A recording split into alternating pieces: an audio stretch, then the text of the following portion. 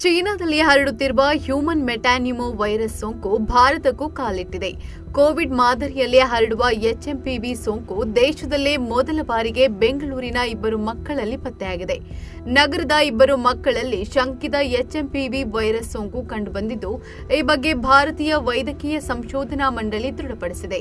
3 ತಿಂಗಳ ಶಿಶುವಿನಲ್ಲಿ ರೋಗ ಲಕ್ಷಣ ಕಂಡುಬಂದ ಹಿನ್ನೆಲೆಯಲ್ಲಿ ಬೆಂಗಳೂರಿನ ಬ್ಯಾಪ್ಟಿಸ್ಟ್ ಆಸ್ಪತ್ರೆಯಲ್ಲಿ ದಾಖಲಿಸಲಾಗಿತ್ತು.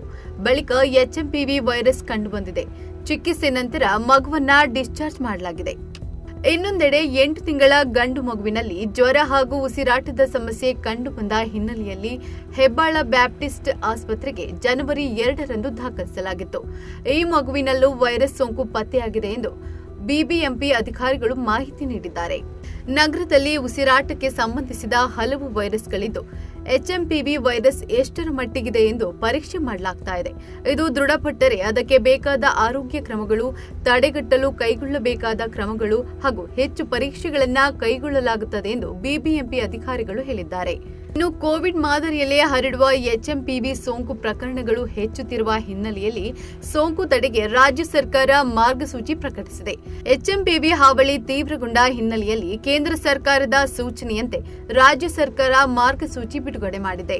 ಮೊದಲಿಗೆ ಏನು ಮಾಡಬೇಕು ಎಂದಾದ್ರೆ, ನೀವು ಕೆಮ್ಮುವಾಗ ಅಥವಾ ಸೀನುವಾಗ ನಿಮ್ಮ ಬಾಯಿ ಮತ್ತು ಮೂಗನ್ನು ಕರವಸ್ತ್ರ ಅಥವಾ ಟಿಶ್ಯೂ ಪೇಪರ್ನಿಂದ ಮುಚ್ಚಿಕೊಳ್ಳಿ. ನಿಮ್ಮ ಕೈಗಳನ್ನ ಸಾಬೂನು ಮತ್ತು ನೀರು ಅಥವಾ ಆಲ್ಕೋಹಾಲ್ ಆಧಾರಿತ ಸ್ಯಾನಿಟೈಸರ್ನಿಂದ ತೊಳೆಯಿರಿ. ಜನಸಂದಣಿ ಇರುವ ಸ್ಥಳಗಳಿಗೆ ಹೋಗುವುದು ತಪ್ಪಿಸಿ. ನಿಮಗೆ ಜ್ವರ, ಕೆಮ್ಮು ಮತ್ತು ಸೀನುವಿಕೆ ಇದ್ದಲ್ಲಿ ಸಾರ್ವಜನಿಕ ಸ್ಥಳಗಳಿಂದ ದೂರವಿರಿ. ಮನೆಯಲ್ಲಿಯೇ ಇರಿ ಮತ್ತು ನೀವು ಅನಾರೋಗ್ಯದಿಂದ ಬಳಲುತ್ತಿದ್ದರೆ ಇತರರೊಂದಿಗೆ ಸಂಪರ್ಕವನ್ನ ಮಿತಗೊಳಿಸಿ. ಸಾಕಷ್ಟು ನೀರು ಕುಡಿಯಿರಿ ಮತ್ತು ಪೌಷ್ಟಿಕ ಆಹಾರವನ್ನ ಸೇವಿಸಿ.